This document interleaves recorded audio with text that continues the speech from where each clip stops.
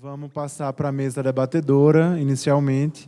E aí, se alguém da plateia quiser se inscrever, tem o tempo ali de entregar o crachá para aquele, enquanto a mesa se posiciona. Tá bom? Lembrando, a gente vai restringir a 2, 3 no máximo inscrições. Obrigado.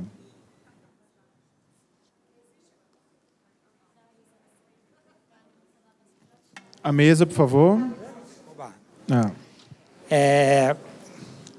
Bom, deu para perceber que da última palestra da manhã para essa, deu um salto qualitativo, porque a gente começou a ver economia criativa na prática, né?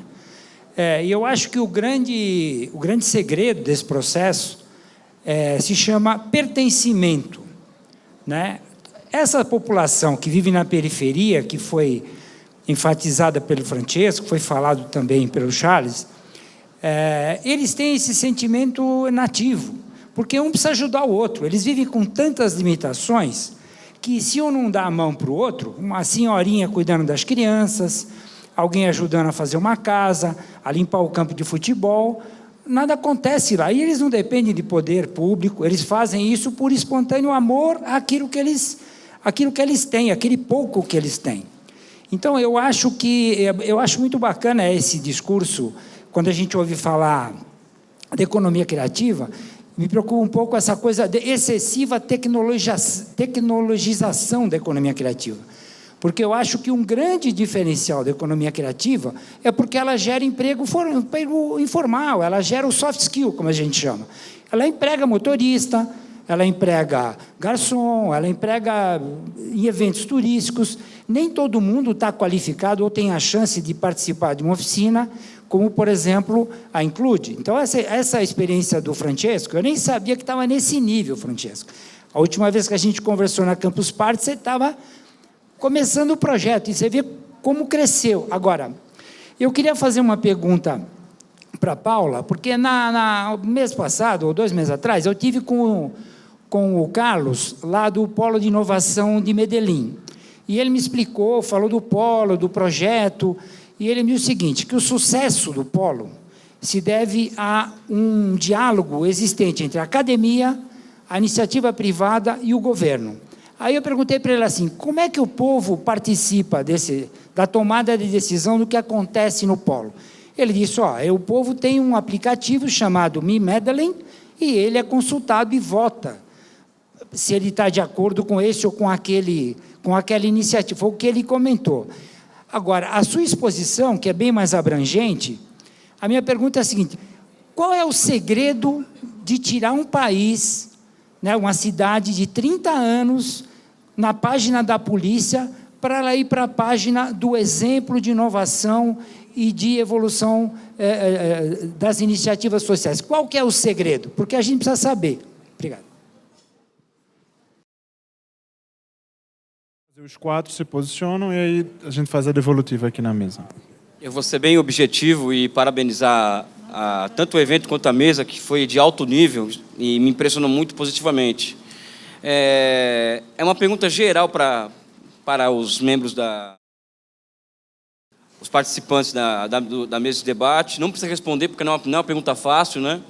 Mas hoje o mundo e o Brasil vive com uma alta do desemprego estrutural. Não é? Somente no caso brasileiro são 13 milhões de desempregados. Não é? A nossa amiga colombiana, esqueci o nome, a Paula, ela falou muito da questão de uma cidade que era industrial, depois foi tomada pelo tráfico, e depois entrou a economia criativa. O Charles Siqueira dá o exemplo do Morro dos Prazeres, eu moro no Rio de Janeiro, eu achei espetacular a sua apresentação, e a iniciativa do Francesco sobre o Campus Party. Então fica essa questão. Qual que é vamos dizer assim, o que pode ser absorvido no mercado de trabalho formal via economia criativa? Aliás, qual a contribuição que a economia criativa pode dar para enfrentar essa questão do desemprego estrutural? Acho que essa é a grande questão do momento, não é somente uma questão de estratégia de desenvolvimento. E aí vou fazer uma pergunta muito pessoal não, muito carioca para o Charles, porque eu moro no Rio de Janeiro, achei sua exposição brilhante, a sua iniciativa brilhante, e eu pergunto, é uma curiosidade, tá? O que deu errado nas UPPs, na sua opinião? não é? Eu moro na Vila Isabel, entre duas favelas, o Morro da Mangueira e o Morro dos Macacos, e deu errado. Eu tenho uma opinião, mas eu não quero dar aqui porque acho que não estou aqui para isso. Acho que o papel não é... Eu queria ouvir de você, de quem vive, põe a mão na massa, que está lá. E, novamente, parabéns pelo evento e pela mesa, tá? Eu não vou perguntar nada, porque eu ainda estou absorvendo todo o conhecimento que vocês acabaram de passar aqui. Eu acho que foi fundamental. A história de Medellín é uma história, um case mundial, a gente já sabe, já ouviu, mas eu ouvi cada vez mais de outros profissionais, outros aspectos dessa evolução e saber a revolução que aconteceu lá. E esses exemplos que estão mais perto de nós, Rio de Janeiro, e a Campus Party, que está fazendo um trabalho social no país, eu ainda estou tentando absorver tudo isso para ver como é que eu aplico isso no meu dia a dia, como é que eu transformo, aproveito isso para ter novos insights dentro da minha rede. Eu quero só agradecer esse compartilhamento de informações que a gente recebeu aqui. Obrigada. A minha fala não é diferente, também elogiando também a mesa da Ana Carla, do Carlos Martins, do Carlos Leite, que a gente teve oportunidade de debater. Acho que a perspectiva de discutir a economia criativa como eixo de desenvolvimento, todos os palestrantes têm colocado os elementos que se somam para a gente desenhar um projeto com base socialista. E aí vem algumas palavras: território, ser inclusivo, diversidade, patrimônio cultural, que é uma discussão em si, ainda mais num país que queima museu, que não valoriza os seus centros históricos, enfim, né? Sustentabilidade, vida e vínculos. São as palavras que me ficam mais fortes.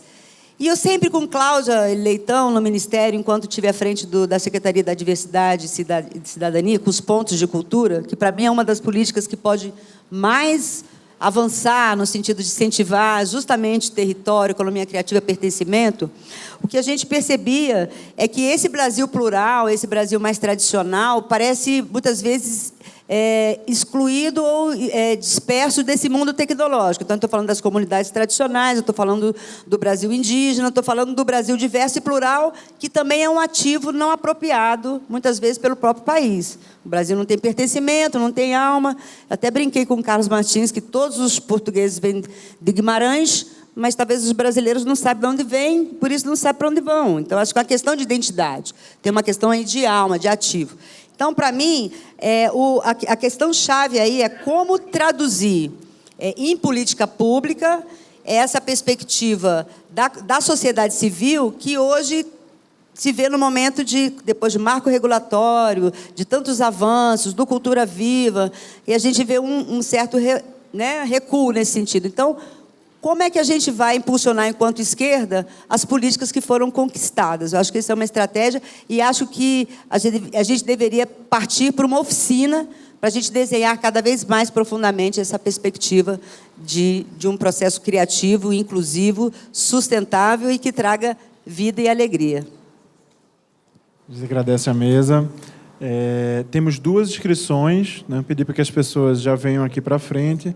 E aí, enquanto o pessoal se desloca, a mesa, eu sei que são perguntas que dariam, né, todo um debate, mas puderem responder concisamente, a gente agradece.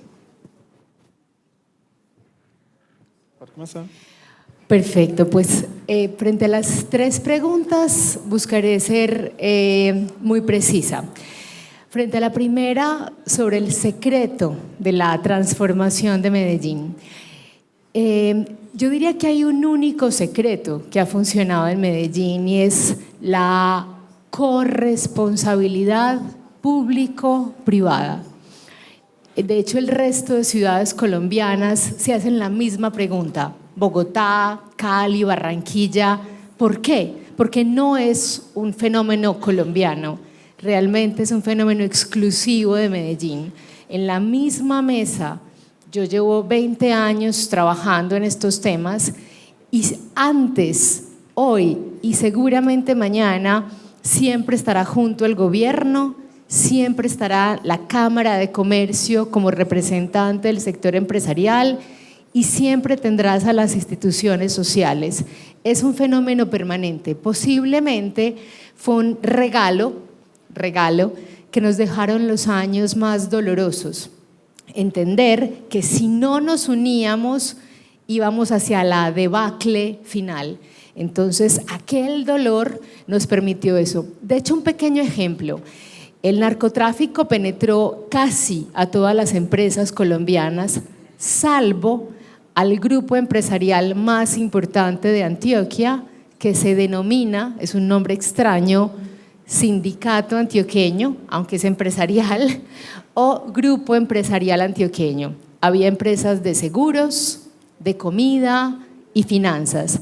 A este grupo jamás entró el narcotráfico porque lo que hicieron fue comprarse entre sí. El banco, que es Bancolombia, compró la de seguros, que es Suramericana. Suramericana compró la de comida, que se llama Nutresa. Nutresa compró a Protección. Este grupo se blindó de tal manera, asociándose, que el narcotráfico nunca pudo entrar. Entonces, creo que ese legado nos quedó de que nos sentamos siempre, sea cual sea el prefeito, el alcalde, sector público, privado y gobierno. La segunda, frente a la pregunta de lo industrial a lo creativo. Hay varias cosas interesantes que han pasado en Medellín. Recuerdan quizás cuando les hablé de la Bienal de Arte, que Coltejer, la empresa textilera más importante, fue la gran financiadora y aliada. Creo que el sector industrial ha entendido siempre su rol en este proceso de transición. Hoy tenemos un nuevo reto, que yo lo llamaría jocosamente el Tinder. ¿Cómo ligar al sector industrial más tradicional y conectarlo con el sector creativo? ¿Cómo lograr que entendiesen que la mayor innovación industrial está en que puedan conversar con el mundo de la moda, del graffiti, del cine, de la música, y que es allí, de ese Tinder, sector industrial, sector creativo, donde habrá una posibilidad de futuro para ese tejido empresarial existente? Si logramos romper esa barrera, esa distancia, creo que hay posibilidades de crecimiento mayor. Y frente a la tercera y última pregunta de las políticas públicas, Colombia está viviendo un momento único en materia de políticas públicas en economía creativa. Ojo, que no sé si serán tan eficientes en su resultado, pero por lo menos y por primera vez estamos hablando de esto. A nivel nacional, el año 2017 se promulgó la ley de economía naranja.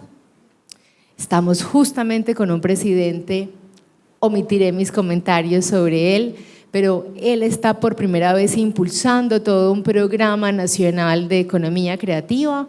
Su promesa es que pasaremos del 3.4 del PIB, que es lo que hoy representa la economía creativa en Colombia, al doble.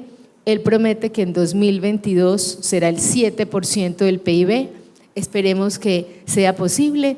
Y en el caso particular de Medellín, también estamos en la construcción de una política pública llamada Medellín Creativa, porque hoy el PIB de Medellín Creativo es el 3% y también queremos duplicarlo. Pero en últimas, como este gobierno cambiará y vendrá otro, son instituciones como Confama, que es como ese CESC de Colombia, el que hoy se comporta como el garante, el responsable de darle continuidad en el tiempo a esta política de emprendimiento creativo y cultural. Perfetto. Eu vou escolher te responder del tema del trabalho e della função do partido, da esquerda em todo isso. Não? Eu vou deixar para ele a parte de Rio de Janeiro. A ver, tem um cara que se chama Raymond Kurzweil, que se vocês escutam falar o cara, vocês pensam, eu quero fumar o que esse cara fuma, porque fala cada coisa. Se você não conhece o cara, não sabe quem é esse cara, você diz, esse cara está louco. Mas esse cara é um norte-americano, foi escolhido o maior inventor do século passado. Ele inventou o scanner, inventou o sintetizador digital de som. Ele foi responsável daquelas músicas horríveis dos anos 80, 90. Pero é o responsável de Siri, el que nós hoje falamos com o celular por esse cara. E esse cara, além, é o vice-presidente de pesquisa e desenvolvimento e de novos negócios de Google, que é a empresa que mais investe em pesquisa e desenvolvimento hoje em tecnologia. E esse cara hoje, eu estava com ele, e bueno, agora não tenho o celular, pero o cara falava, isto aqui não vai existir mais dentro de pouquíssimo tempo. Por quê? Porque eles já estão experimentando e testando de colocar um chip no córtex. Eu vi um cara com um chip no córtex, e nós não vamos a obter mais um device, é decir, um interface com a nuvem. Não. Se eu te pergunto, como era tua mãe, e você está vendo a foto de tua mãe, não? Esta é a mesma coisa. Você com o chip, hoje se eu quero ver qual é o restaurante melhor de italiano de Brasília, entro em Google, coloco e me aparece uma lista de restaurantes. Eu vou pensar isso e vou ver os restaurantes. E ele fala uma coisa muito bacana. Ele diz, não vai ser homem contra a máquina. Não vai ser isso. ¿Por quê? Porque as máquinas se vão a sensibilizar, vão a ter como se diz? Sensibilidade brava. Está em português, Paulo. E segundo, nós nos vamos a convertir um pouco em máquinas. Por exemplo, por que nós aceitamos usar uns óculos para ver melhor e não vamos aceitar um chip para colocar no cérebro para ampliar nossa capacidade de memória? Todo isso a nós nos dá um grande medo, mas os jovens lo veem tão empolgadíssimo com isso. Vou colocar um chip e vou ampliar minha capacidade de memória. É decir, o medo é de los velhos, não é de los jovens. La civilização, a princípio, final del 800, la media de vida era de 33 anos de um homem. En el Imperio Romano, la media de vida era de 27, 28 anos. Es decir, en 2000 anos, nós ganamos 5 anos. Desde el 900, agora, en 100 anos, la media passou a 76. Es decir, nós ganamos 3 vidas. Se a civilização sempre foi para melhor, por que agora que temos mais ferramentas e tudo, vai ir pior? Então, o trabalho e a função da esquerda, eu acho que não passa por lo que eram as batalhas que teníamos na economia industrial. Hoje as batalhas são outras, são sobre nossos dados, sobre o que fazem com nossas informações, como nos informamos e como podemos discernir de lo que é uma fake news, de lo que é uma news. Esses são os desafios. E eu acho que hoje são os caminhos onde a esquerda tem que caminhar, mais que os direitos. Obrigado. Charles, um minutinho. Bom, então bem rapidinho, né, isso aí. Eu vou começar com a parte que é mais fácil, entre aspas, essa questão da como é que a economia criativa poderia ser esse vetor de desenvolvimento em grande escala. Eu digo fácil porque, assim, eu não sei. Sinceramente, como responder isso aí. Acho que o grande desafio está anterior a isso. A gente tem uma transformação desse país. A gente não tem um plano, a gente não, e mesmo não é só o político de lá, assim, o cidadão não tem um planejamento para um país como nação. Não planeja a sua vida como futuro, não planeja também o país como um futuro longo. Então, esse comportamento predador que a gente diz dos políticos, partidários, que ele chega aqui, destrói tudo e começa do zero, inventa a roda de novo, não é só um comportamento do político, é um comportamento do brasileiro. Então, assim, antes de discutir qual seria a solução para a economia criativa funcionar em grande escala, a gente teria que discutir como é que o país se pensaria como um plano de nação, como uma nação se construindo no futuro para daqui a 50 anos. Então, eu não sei dizer, e a parte da economia criativa que me interessa muito, como eu falei, assim, é do indivíduo, é da trajetória de vida, é do território, é da comunidade, é do pertencimento. A minha tríade é identidade, território e no meio o pertencimento. Eu brinco com isso desde quando eu comecei a estudar filosofia e comecei esse projeto nos prazeres. Então, pertencimento é uma palavra-chave nisso daí. Me interessa cada vez mais, agora eu sou pernambucano e baiano, então estou indo cada vez mais para ali, para Petrolina, para Juazeiro, que são cidades menores, pensando como é que essa microescala, que era nem tão micro, 7 mil pessoas nos prazeres, 10 mil no bairro Carioca, como é que ele poderia ser aplicado numa cidade de médio porte e talvez impactar políticas públicas. Espero contar daqui a pouco com a Campus Party, espero contar com a Fundação João Mangabeira, que é ali na Bahia e Pernambuco. Então, espero muito que essa ideia do microcosmos ganhe espaço, ganhe dimensão e ganhe escala e vire uma transformação para o Brasil.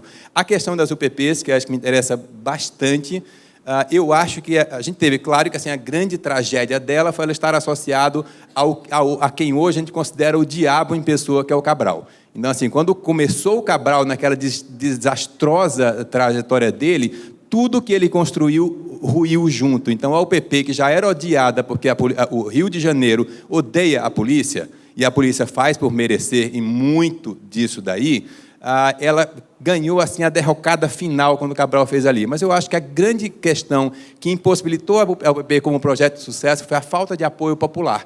E a falta de apoio popular a gente discutia muito nos prazeres. Eu já era uma liderança quando cheguei naquele lugar.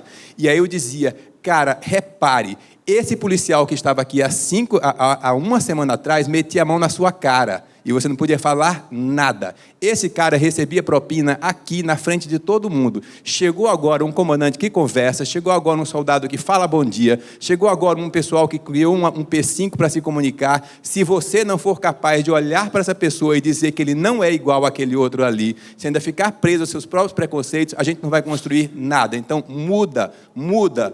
Eu levei tapa na cara de policial semana passada. Só que esse cara não é o mesmo policial. E eu tenho que acreditar nisso, senão a gente não constrói. Então, eu acho que a grande derrocada da UPP foi a falta de apoio popular, e aí lideranças populares, partidos de esquerda, muita gente colocou nisso aí, essa porcaria não serve para nada. Se não vier a invasão social, como se a gente tivesse maturidade para um país, para construir tudo e constituir todas as ofertas necessárias para o desenvolvimento de um lugar daqueles, que não vai acontecer, é aos poucos, mas assim, é aos poucos que você pega. O que a gente disse, o que a gente quer aqui é o selo UPP, para que venha a Total, para que venha a MTV, para que venha uma iniciativa privada. Esses caras a gente pode conquistar, porque nunca vão estar aqui antes para alguém perguntar assim, quanto você deu para o traficante? Agora, não tem mais isso aqui. Você conversa com o comandante, ele está ali, então assim, você tem um selo resguardado. Por isso as pessoas apoiaram, a iniciativa privada apoiou tanto. Por isso os prazeres deu tanto certo e ainda dá. A gente está ali, ao lado de um complexo que quebra o pau todo dia. O Morro de São Carlos, o Falé Fogueteiro é pau o tempo inteiro. E os prazeres estão intactos. O que deriva dali é que, assim, quando os caras correm para lá, e a polícia vai atrás. Aí tem tiroteio, tem casos pontuais, a morte do italiano foi uma tragédia internacional, mas aquilo ali, na realidade, o impacto naquela relação foi quase nenhum. Foi uma casualidade. Então, assim, o que eu acho que realmente foi ruim para o UPP foi a falta de apoio daquela cidade para aceitar um projeto, entender que ele pode ser renovador, por pior que tenha sido o agente que o desenvolvia antes. Obrigado, Charles.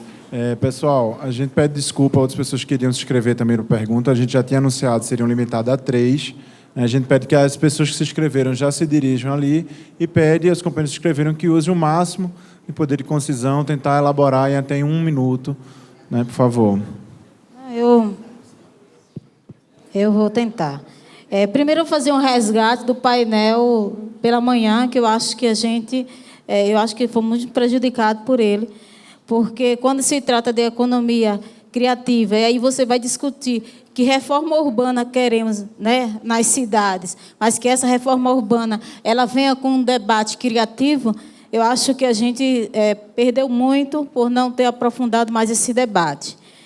E aí, pensando, e aí eu vou jogar aqui para o companheiro Charles, pensando dentro dessa lógica, de como seria uma reforma urbana criativa, pensando na cidade de São Paulo e as grandes periferias, como é que a gente pensa uma reforma urbana? Eu vou deixar no ar, porque depois a Fundação vai ter que responder para a gente, que fazemos parte de movimentos comunitários. E uma outra questão atualmente nós temos 418 prefeituras governadas pelo PSB. Como que a gente pode estar inserindo este debate como proposta de governo também. Então, é uma provocação que deveríamos estar fazendo, mas na lógica da economia criativa, da economia solidária, na lógica ambiental, pensando no coletivo, na lógica pensando no ser pertencente, né, participativo em loco, e pensando no desenvolvimento sustentável local. E pensando também na reforma urbana, em relação à questão criativa, como é que se dá a questão da mobilidade? Que é um dos maiores caos que existe nas grandes periferias. Então, pensando nessa lógica, eu queria jogar a bomba para vocês, já que a gente não teve a oportunidade de estar debatendo, e eu acho que a Fundação deveria trazer esse debate, porque ele não dá para a gente debater só neste momento. Obrigada. Obrigado.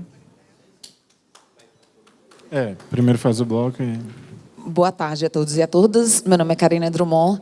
Eu gostaria de me apresentar não só, né, como secretária do Movimento Popular, do qual é um segmento do partido, mas também como diretora de um conselho de associações.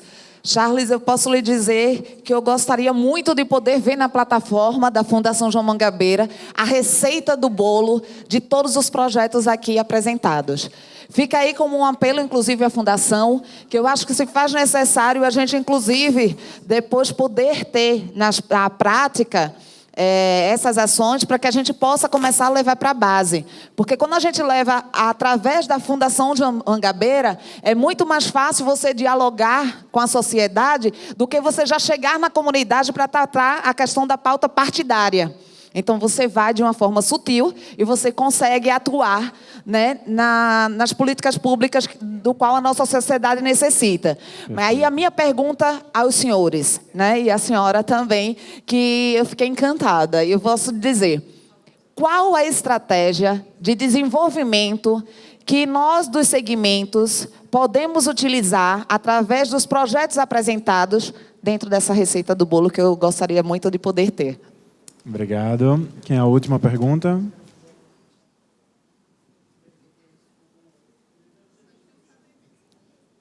Boa tarde a todos e todas. Eu sou Ângela Alcântara, sou secretária estadual do Movimento Popular do Estado do Rio de Janeiro. Me senti assim, muito feliz com a sua fala, companheiro, falando sobre o Rio de Janeiro. Eu quero dizer a você que a violência realmente ela foi imposta dentro do Rio de Janeiro a partir da década de 70, quando nós tínhamos a maior favela do estado, que se chamava a Praia do Pinto, que ficava dentro do Leblon. E eu, como moradora do Leblon, nascida no Leblon, 70 anos minha mãe mora no Leblon, então, até a década de 70, nós nunca tínhamos sido assaltados, nós nunca tínhamos tido um problema. Nossas empregadas eram sempre pessoas que vinham da favela, trabalhavam, a gente estudava em escola pública, e estudava com a filha da empregada, e estudava com o pessoal que morava na favela. E existia esse respeito que você mostrou, a casa intacta, sem ninguém mexer. Então, eu quero dizer a você, a favela da Praia do Pinto foi colocada fogo pelos políticos na época.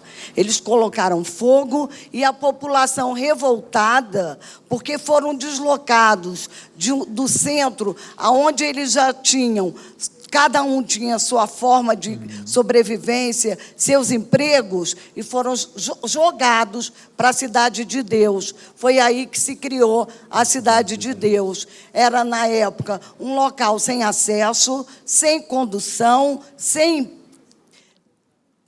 nada. Era assim, você jogou e despejou, porque eles eram pretos, pobres e favelados. Então, eu queria te fazer uma pergunta.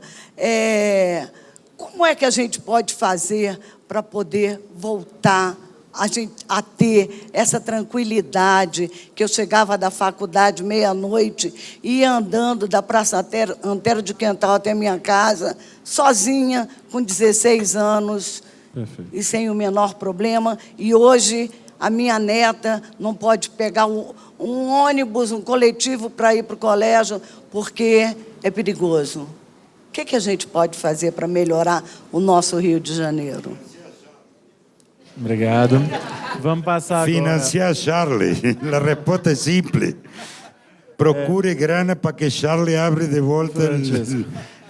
vamos passar as considerações da mesa, tentar ser bem breve, 2 minutinhos, né? E aí já as considerações finais que a gente tem que chamar a próxima mesa. Obrigado. Bom, ainda vejo ali, temos que ir para agora, voar imediatamente para o aeroporto. Então, assim, primeiro eu digo assim, eu aproveito essa fala para dizer assim, fico muito à disposição para andar, conversar, falar com as pessoas, aproveitar, assim, como eu disse, eu não sou partidário, mas eu acredito muito nessa iniciativa do PSB, eu acredito muito no que está fazendo, se a gente está nessa mesma direção, contem comigo, fico à vontade para rodar por aí, o que vocês imaginarem que seja. A solução que eu acho que a gente possa dizer por ali não tem uma coisa fácil. O que eu diria, talvez, assim, a ideia dos INGs, não a questão do Charles. Então, assim, o Charles é um. A gente falou sobre uma trajetória de vida, que aí é assim, inspiradora, mas inspiradora de uma cacetada de gente. Então, a ideia dos indivíduos não governamentais, que, como eu disse, não quer dizer que seja contra governo. Era só uma brincadeira, assim. A gente teve muito problema ali com o voluntário. O cara ia, aí começava o pau, e o cara queria ir embora. Aí, aquela pobreza. Então, assim, a pessoa ficava mais abandonada ainda. Então, essa ideia de dizer assim, você não é simplesmente um voluntário. A gente ainda não é uma ONG, mas seja um indivíduo não governamental, que é quase uma ONG, tenha um compromisso, seja obrigado a isso. E aí, cada uma das pessoas que tinham saberes ali, compartilhavam esses saberes. Então, essa rede talvez seja uma receita. Se eu encontrasse a receita, já estava ganhando o Nobel da Paz. Mas, assim, não tenho. Mas talvez o caminho seja por identificar as pessoas e essa rede de saberes e primeiro, assim, a necessidade de um lugar. E aí eu discuto um pouco sobre essa ideia, a resposta para você. Pensar uma mega cidade, eu não sei dizer. Sobre São Paulo, eu não sei dizer. Eu acho que a potência está nem no Rio mesmo. Por isso estou dizendo que estou me interessando mais por Petrolina e por Juazeiro, cada vez mais, porque é um modelo que talvez possa se expandir nessa coisa que a gente se desenvolve, além do microcosmo, mas a potência está na periferia, a solução está na periferia, o desenvolvimento de um lugar deve acontecer ali, e aí entrando nessa ideia assim, a tragédia da Cidade de Deus, que assim, jogaram lá para longe, mantiveram os empregos aqui, os caras não tinham mais identidade, não tinham nenhuma história com aquele lugar ali, simplesmente foram embora, e assim, de volta. Então assim, não tem sentido que o cara da periferia viva na periferia, feliz naquele lugar, que encontre quais são as soluções que só aquelas pessoas daquele lugar serão capazes de responder, e isso vai ser a grande sacada que a gente pode ter. O resto é o desafio mesmo do país, assim, de se pensar continuidade, de que as coisas não possam ser destruídas porque simplesmente agora mudou o partido no poder, e aí você dissolve as coisas, e que a gente, como brasileiro, aprenda a ser menos pré-conceituoso. Assim, não é, eu quero assim, que viva com menos conceitos fechados de um passado, e assim, quebra isso, inclusive politicamente. Desculpa o partido de esquerda, mas eu acho também a grande graça que eu acho que tem a minha, assim, eu não estou preso a grandes ideologias. Eu nunca passei minha vida defendendo a mesma coisa, agora eu não sei como é que eu não defendo mais isso, que é um grande problema. Então, assim, que bom que a gente não tem essa liberdade, não tenho 20 anos, não tenho esse frescor todo, estou com 50, então também tenho algumas amarras, mas cada vez eu me livro delas, para poder olhar para um futuro que não tem mais a ver com aquele passado de 20 anos atrás, que mudou completamente e que a gente não tem que ficar preso a ideologias que não fazem mais sentido, menos ainda para uma geração. Então, assim, a solução está na periferia, a solução está em descobrir qual é o pertencimento, a identidade daquele lugar, o problema daquele lugar e quais são as potências, quem são os Charles da vida, as Cris, o Genival, todo esse pessoal que faz esse lugar funcionar. E aí quem vai saber melhor como funcionar aquilo ali, e talvez essas várias uniões desses vários territórios aí façam uma cidade muito mais poderosa. Obrigado, Charles. Eu agradeço a participação. Eu queria, não sei qual é teu nome, Karina. Um minutinho. A gente quer fazer 10.000 laboratórios. Está claro que eu não vou fazer sozinho. Eu preciso de todo mundo para poder, primeiro, identificar os Charles, que eu não tenho um cadastro de todos os Charles de Brasil. Segundo, nós temos um programa de embaixadores, temos um programa de anjos, temos um programa de padrinhos e madrinhas dos Inclusi. E essa gente está promovendo os Inclusi em todo o Brasil. Eu te convido a formar parte disso e ajudar-nos a difundir a ideia, porque quando as pessoas sabem que Include existe, é muito barato fazer um Include. Um Include pagando os monitores durante 2 anos custa 120 mil reais. Comprar tudo isso que vocês viram, pagar os monitores durante 2 anos, isso custa só 120 mil reais. E isso é muito fácil de fazer. É só difundir que Include existe. Perfeito, obrigado. Y para terminar, Karina, yo creo que la clave ha sido la generación de confianza. Es decir, ese sector creativo se ha venido adueñando, en particular del proyecto de la bodega, de la nave, como su casa. Somos plataforma de plataformas, somos hombros para que construyan en nosotros. Ahora, para asegurar la continuidad, yo tengo un indicador. Tengo que llevar cada año a un número de emprendedores o de creadores hacia la formalización, hacia esa vida legal en la que empiezan a pagar impuestos, a generar empleo, a pagar salud. Ese círculo virtuoso es el que permite que un proyecto como este pueda seguir continuando en el tiempo y sea pertinente mañana. Perfeito. Uma salva de palmas para a mesa, a gente agradece. E de imediato vamos chamar a próxima mesa.